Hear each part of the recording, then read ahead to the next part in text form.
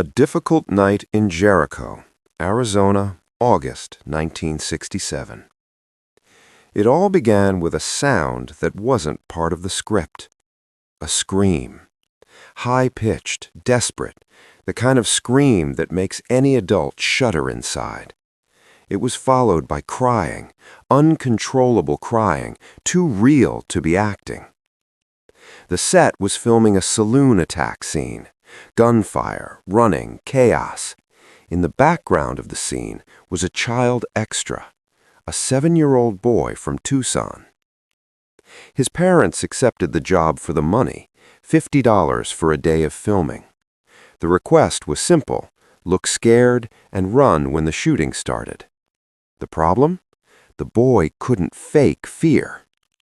The director, Arnold Levin, had already filmed the same take 5 times. In all of them, the boy ran, but smiled. For him, it was an adventure, a movie, something fun. Levin lost his patience. He approached the boy, gripped his shoulders tightly, and began shouting inches from his face. "They're going to kill you! You're going to die! Do you hear me? You're going to die!" The boy panicked. He began to cry for real. He trembled. Fear took over.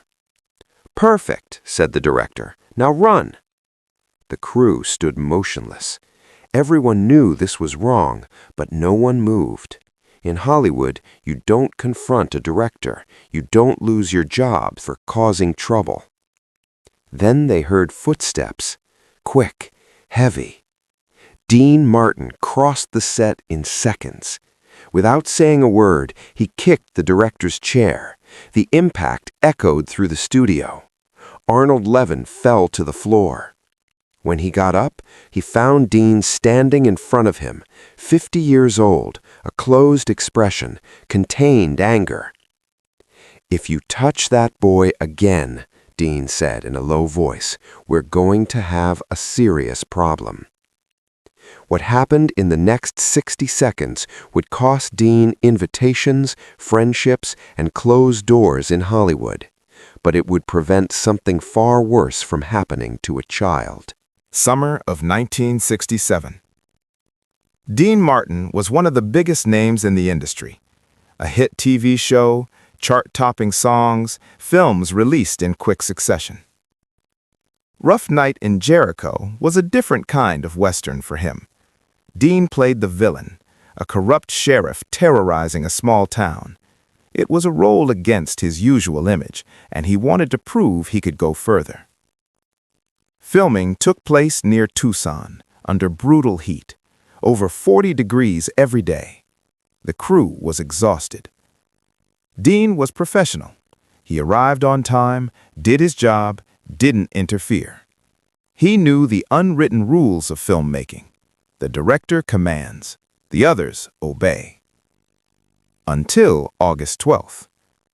The saloon scene needed extras, men, women, and children, to look like a living town. The production hired local residents. Among them, a couple and their 7-year-old son. The mother asked if it was safe. "Absolutely," they assured her. "He only runs when he hears gunshots." The parents trusted them. During the first takes, the boy ran around too excitedly. He seemed thrilled. Levin got annoyed. He tried to explain. He tried to repeat. Nothing worked. Until he decided to force the emotion. The result was immediate and cruel. The boy was no longer acting. He was terrified. The parents weren't on set. They had gone out for lunch. Dean Martin was in his trailer when he heard the crying. He recognized it immediately. That wasn't acting. He followed the sound. When he arrived at the studio, he saw the boy standing there, face red, eyes swollen, sobbing while the crew moved around as if nothing was wrong. Dean felt something rare. Anger. Not the performative rage of Hollywood, but the silent rage of someone who knows a line has been crossed. He stepped up to the director. The rest is history. "This is abuse. You don't direct a child like that," Dean said. This isn't method, it's abuse." The word hung heavy in the air. The producer rushed over. He understood the situation in seconds. Losing Dean Martin would cost millions. Losing an extra would cost nothing. The decision was simple. The boy left the set that day and never returned. Dean took the child to his parents and told them exactly what happened, without softening the blow, without protecting anyone.